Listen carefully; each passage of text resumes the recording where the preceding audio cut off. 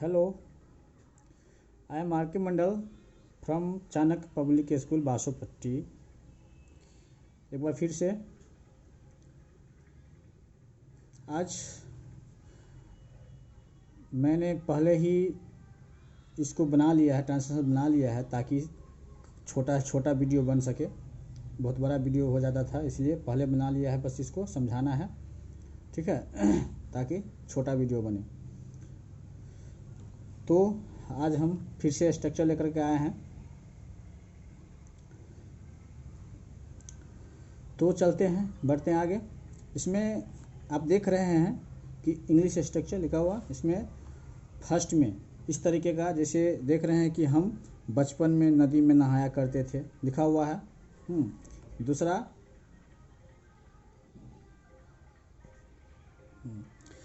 दूसरा मम्मी मुझे कहानी सुनाया करती थी, देख पा रहे हैं। वह अंग्रेजी बोला करता था। शायद वे लोग कभी कभी यहाँ आया करते थे, यानी करते थे, करता था, करते थे, कुछ भी इस टाइप से यदि रहे तो हम उसका ट्रांसलेशन कैसे बनाएंगे। जैसा कि आप देख पा रहे हैं नीचे में यहाँ पे स्ट्रक्चर लिखा हुआ है, subject plus used two plus V1, यानी वर्ब का पहला रूप और ऑब्जेक्ट है। तो चलो हम लोग देखते हैं कैसे बनेगा। इसके अनुसार सब्जेक्ट, सबसे पहले देख रहे हैं सब्जेक्ट है, तो सब्जेक्ट यहाँ पर देखो हम बचपन में नदी में नहाया करते थे। तो हम, जैसा कि हम लोग जानते हैं, हम लोग या हम कल भी बताए थे इस चीज़ के बारे में, हम रहे या हम लोग रहे, उसका क्या होता है, तो वी होता है। इसके बाद स्ट्रक्चर में देख रहे हैं सब्जेक्ट जो है, तो सब्जेक्ट यहाँ क्या है, वी है, तो वी दे दिए। इसके बाद देखो प्लस यूज्ड टू, तो यूज्ड टू सब में होगा, ठीक है, तो सब्जेक्ट हो गया वी। इसके बाद क्या दिए हम, used to, according to structure देख पा रहे हैं। सब्जेक्ट है प्लस यूज्ड टू है प्लस V1 है, वर्ब का पहला रूप, इसके बाद ऑब्जेक्ट है, तो वी यूज्ड टू है तो यूज्ड टू। अब देखो V1 take bath in river, ये हो गया। दूसरा है मम्मी मुझे कहानी सुनाया करती थी। अब देखो मम्मी ये क्या है, तो सब्जेक्ट है, सब्जेक्ट दे दिए। यूज्ड टू सब में होगा ही, इतना यूज्ड टू हो गया। अब सुनाया करती थी, मतलब या कहा करती थी, या दोनों सेम हुआ, कहा करती थी या सुनाया करती थी, ठीक है। तो टेल, मतलब टेल मतलब क्या होता है, कहना, तो यहाँ V1 टेल लगा दिए, टेल मी, और स्टोरी ऑब्जेक्ट है तो इसको स्टोरी लगा दिए। आगे वह अंग्रेजी बोला करता था।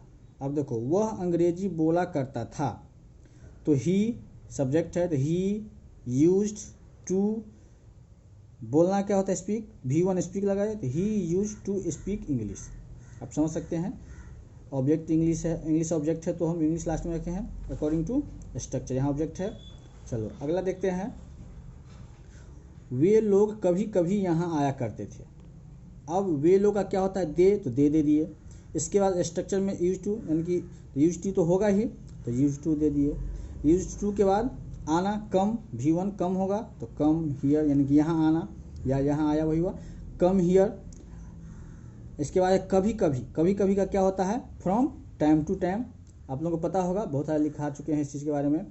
फ्रॉम टाइम टू टाइम हो, या एट टाइम्स हो, सम टाइम्स हो, सारा का मतलब होता है क्या, तो कभी कभी। चलो ये समझ में आ गया। दूसरा स्ट्रक्चर देख रहे हैं कि पहले ट्रांसलेशन देखते हैं, पूछने में क्या जा रहा है, बात करने में क्या जा रहा है, सुनने में क्या जा रहा है, पढ़ने में क्या जा रहा है। जैसे कहते हैं ना कि चलो ना ये काम कर लेते हैं, इसमें क्या जा रहा है, या चलो उससे बात कर लेते, बात करने में क्या जा रहा है। तो इस टाइप का जो कुछ भी यदि बोलना हो तो हम लोग ऐसे बना सकते हैं। तो देखो इसका भी स्ट्रक्चर नीचे में दिया हुआ है, आप देख सकते हैं कि यहाँ पर स्ट्रक्चर दिया हुआ है, क्या है, देयर, हाँ, there is no harm in, यहाँ से there is no harm in सब में तो होगा ही, बाद में क्या प्लस V4 है। अब चलो शुरू में पूछने में क्या जा रहा है, सीधे इसमें सिंपल सी है, इसमें कुछ ऐसा नहीं है। पूछने में क्या जा रहा है, there is no harm in, यहाँ तक तो होगा ही सब में।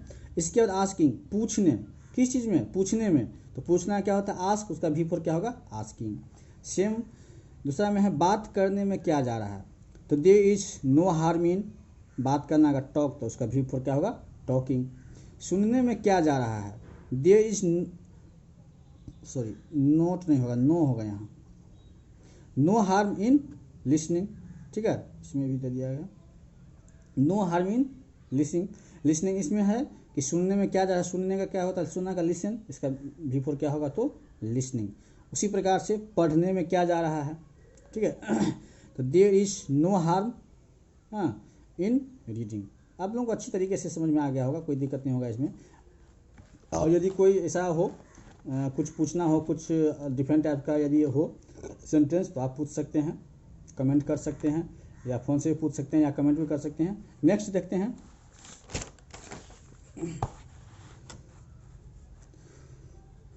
चलो अगला देखते हैं। जैसा कि देख रहे हैं कि पहले ऊपर में ही लिखा हुआ हाउ ऑफेन, हाउ ऑफेन मतलब कितनी बार। अब देखो इसका क्या है, तुम वहाँ कितनी बार जाते हो, तुम वहाँ कितनी बार जाओगे, तुम कितनी बार पढ़ते हो, वह कितनी बार चाय पीता है, चाय पीता था। तो इसमें देख पा रहे हैं कि सारा, इसमें जो है सो सारा टेंस से जाते हो ताते ती है, तो इसमें सिंपल प्रेजेंट टेंस हो गया, यहाँ जाओगे फ्यूचर में हो गया। उसी प्रकार से जो है सो पढ़ते हो या ताते ती है तो ये भी सिंपल प्रेजेंट टेंस हो गया। उसी प्रकार से पीता था, ये कौन सा टेंस हो गया, सिंपल पास्ट। तो आप लोग अच्छी तरीके से इस चीज़ से पढ़े हुए हैं, कोई प्रॉब्लम नहीं होना चाहिए। तो देखते हैं बनाते कैसे हैं। तुम वहाँ कितनी बार जाते हो, तो इसमें हाउ ऑफेन, सब में क्या होगा, हाउ ऑफेन जो है सो सब में पहले ही हम हाउ ऑफेन लगा देंगे, ठीक है। तो हाउ ऑफेन, अब जो ट्रांसलेशन बनाते हैं, जैसे बनाते हैं जो टेंस है, अब कोई मान के चलो तुमको कहेंगे तुम जाते हो, तुम जाते हो तो उसका क्या बनाओगे, सीधे यू गो होगा। लेकिन यहाँ पर जो है सो तुम वहाँ कितनी बार, यहाँ पर क्या होगा, यहाँ पर देख रहे हो कि इंट्रोगेटिव है, पहले डिड आया है,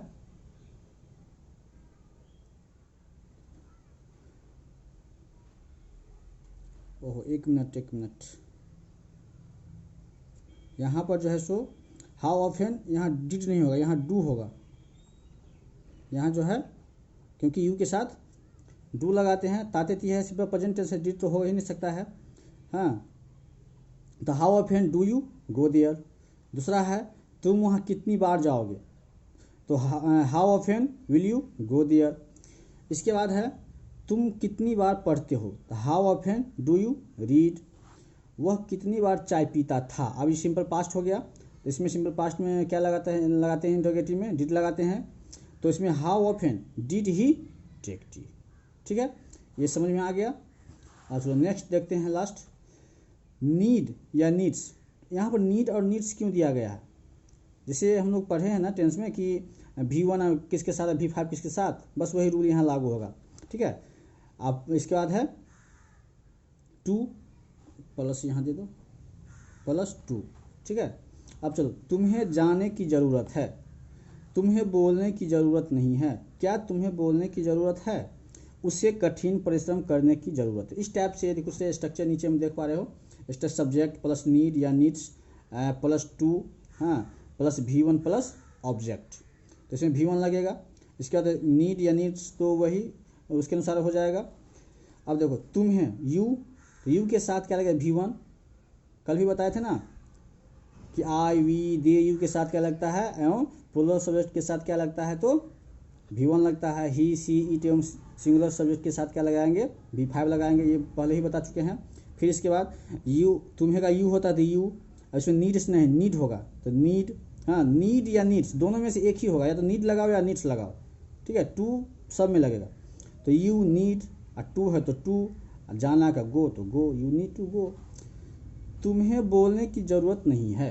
अब देखो you don't need to speak, अब यहाँ पर जैसे नहीं लगा हुआ है, ठीक है, तो नहीं लगा हुआ है तो इसमें क्या करेंगे, यू के साथ डू लगाएंगे। ये भी बताए हुए हैं कि इसके साथ डू लगेगा, किसके साथ डज लगेगा। सो अच्छी तरीके से आप लोगों को आता होगा ये चीज़ सब बहुत अच्छे तरीके से समझ सकते हो, कोई दिक्कत नहीं होगा।